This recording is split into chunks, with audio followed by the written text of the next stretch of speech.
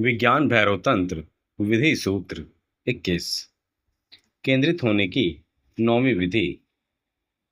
अपने अमृत भरे शरीर के किसी अंग को सुई से भेदो और भद्रता के साथ उस भेदन में प्रवेश करो और आंतरिक शुद्धि को उपलब्ध हो जाओ। यह सूत्र कहता है, अपने अमृत भरे शरीर के किसी अंग को सुई से भेदो। तुम्हारा शरीर मात्र शरीर नहीं है, वह तुमसे भरा है और यह तुम अमृत हो। अपने शरीर को भेदो, उसमें छेद करो। जब तुम अपने शरीर को छेदते हो, सिर्फ शरीर छिदता है, लेकिन तुम्हें लगता है कि तुम ही छिद गए। इसी से तुम्हें पीड़ा अनुभव होती है। और अगर तुम्हें यह बोध हो कि सिर्फ शरीर छिदा है, मैं नहीं छिदा हूँ, तो पीड़ा के स्थान पर आनंद अनुभव करोगे। सुई से भी छेद करने की जरूरत नहीं है। रोज ऐसी अनेक चीजें घटित होती हैं जिन्हें तुम ध्यान के लिए उपयोग में ला सकते हो,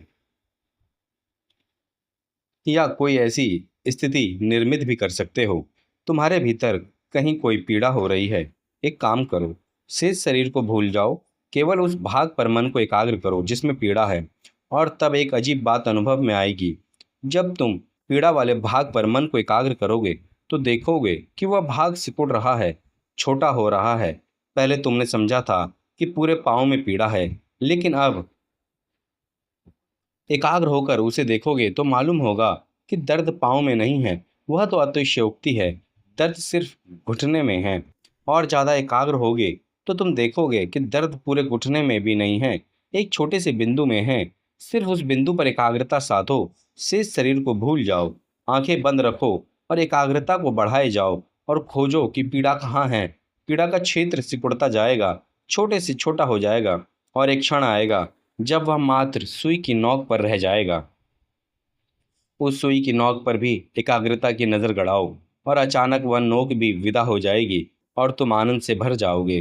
पीड़ा की बजाय तुम आनंद से भर जाओगे। ऐसा क्यों होता है? क्योंकि तुम और तुम्हारे शरीर एक नहीं हैं, वो दो चीज़ें हैं, अलग अलग हैं। वह जो एकाग्र होता है वह तुम हो, एकाग्रता शरीर पर होती है, शरीर विषय है। जब तुम एकाग्र होते हो तो अंतराल बड़ा होता है, तादात्म्य टूटता है। एकाग्रता के लिए तुम भीतर सरक जाते हो और यह दूर जाना अंतराल पैदा करता है। जब तुम पीड़ा पर एकाग्रता साधते हो तो तुम तादात्म्य भूल जाते हो। तुम भूल जाते हो कि मुझे पीड़ा हो रही है। अब तुम दृष्टा हो और पीड़ा कहीं दूसरी जगह है। तुम अब पीड़ा को देखने वाले हो, भोगने वाले नहीं। भोक्ता की दृष्टा में बदलने के कारण अंतराल पैदा होता है और जब अंतराल बड़ा होता है तो अचानक तुम शरीर को बिल्कुल भूल जाते हो। तुम्हें सिर्फ चेतना का बोध होता है। तो तुम इस विधि का प्रयोग भी कर सकते हो। अपने अमृत भरे शरीर के किसी अंग को सुई से भेदो और भद्रता के साथ उस भेदन में प्रवेश करो। अगर कोई पीड़ा हो तो पहले तुम्हें उसके पूरे क्षेत्र पर एकाग्र होना होगा। फिर धीरे धीरे वह क्षेत्र घटकर सुई की नोक के बराबर रह जाएगा। लेकिन पीड़ा की प्रतीक्षा क्या करनी, तुम एक सुई से काम ले सकते हो। शरीर के किसी संवेदनशील अंग पर सुई चुभाओ। पर शरीर में ऐसे भी कई स्थल है जो मृत हैं, उनसे काम नहीं चलेगा। तुमने शरीर के इन मृत स्थलों के बारे में नहीं सुना होगा। किसी मित्र के हाथ में एक सुई दे दो और तुम बैठ जाओ और मित्र से कहो कि वह तुम्हारी पीठ में कई स्थलों पर सुई चुभाए। कई स्थलों पर तुम्हें पीड़ा का एहसास नहीं होगा। तुम मित्र से कहोगे कि तुमने सुई अभी नहीं चुभाई है, मुझे दर्द नहीं हो रहा है। वे ही मृत स्थल हैं। तुम्हारे गाल पर ऐसे ही दो मृत स्थल हैं जिनकी जांच की जा सकती है। अगर तुम भारत के गांव में जाओगे तो देखोगे कि धार्मिक त्योहारों के समय कुछ लोग अपने गालों को तीर से भेद देते हैं। वह चमत्कार जैसा मालूम होता है, लेकिन चमत्कार है नहीं।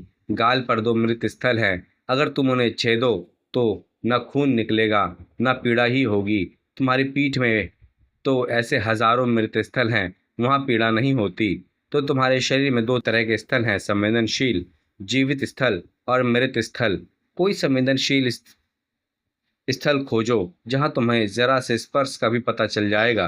तब उसमें सुई चुभाकर चुभन में प्रवेश कर जाओ। वही असली बात है, वही ध्यान है। और भद्रता के साथ भेदन में प्रवेश कर जाओ।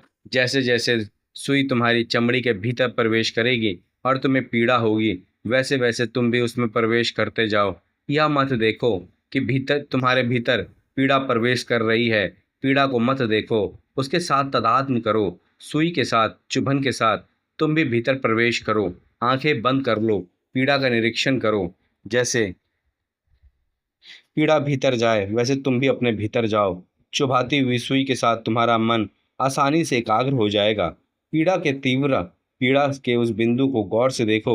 वही भद्रता के साथ भेदन में प्रवेश करना हुआ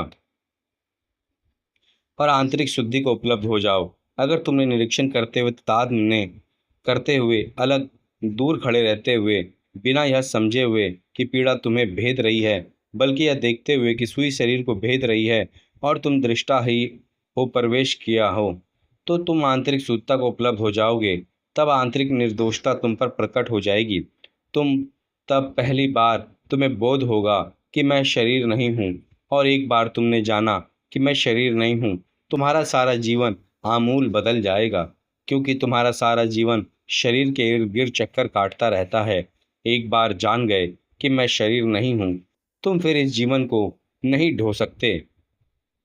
उसका केंद्र ही खो गया। जब तुम शरीर में नहीं रहे तो तुम्हारे दूसरा जीवन निर्मित करना पड़ेगा। वही जीवन सन्यासी का जीवन है।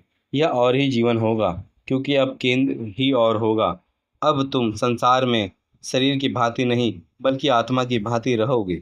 जब तक तुम शरीर की तरह रहते हो तब तक तुम्हारा संसार भौतिक उपलब्धियों का, लोभ, भोग, वासना और कामुकता का संसार होगा, और वह संसार शरीर प्रधान संसार होगा। लेकिन जब जान लिया है कि मैं शरीर नहीं हूँ, तो तुम्हारा सारा संसार विलीन हो जाता है। तुम अब उसे संभाल कर नहीं रख सकते हो। तब एक दूसरा संसार उदय होगा जो आत्मा के इर्द गिर्द होगा। वह संसार करुणा, प्रेम, सौंदर्य, सतह, सत्य, शुभ और निर्दोषता का संसार होगा। केंद्र हट गया। अब वह शरीर में नहीं है, अब केंद्र चेतना में है।